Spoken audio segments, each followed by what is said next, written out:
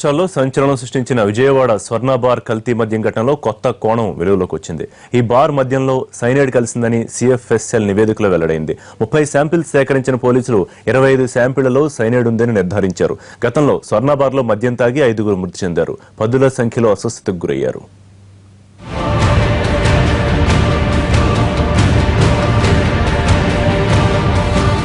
స్వర్ణబార్ కల్తీ మద్యం ఘటనపై విజయవాడ సిఎఫ్ఎస్ఎల్లో సమగ్ర నివేదిక రాకపోవడంతో మద్యం శాంపిల్స్ ను అధికారులు హైదరాబాద్ కు పంపారు. హైదరాబాద్ సిఎఫ్ఎస్ఎల్ సమగ్ర నివేదిక సిఐడి చేతికి అందింది.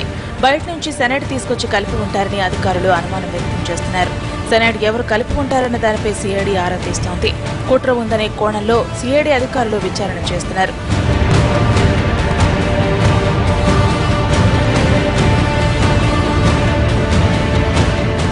హైదరాబాద్లోని సిఎఫ్ఎస్ఎల్ కు మొత్తం 30 శాంపిళ్లను పంపించారు. అక్కడి అధికారులు వీటిని పరీక్షించారు. ఇందులో 30 శాంపిళ్లలో 25లో సెనైడ్ కలిసిందని సిఎఫ్ఎస్ఎల్ అధికారులు గుర్తించారు. ఆ రిపోర్టును విజయవాడ సిట్ కు అందించారు ఫోరెన్సిక్ అధికారులు.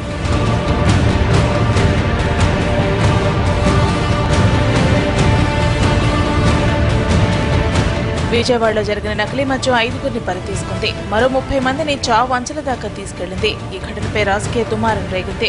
కల్తీ మద్యం ఘటనలో మాజీ ఎమ్మెల్యే కాంగ్రెస్ నేత మల్లాది విష్ణుపై కేసు నమోదైంది.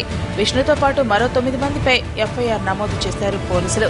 తాజా నివేదికతో విజయవాడ స్వర్ణ బార్ కల్తీ మద్యం కేసు కొత్త మలుపు తిరిగింది.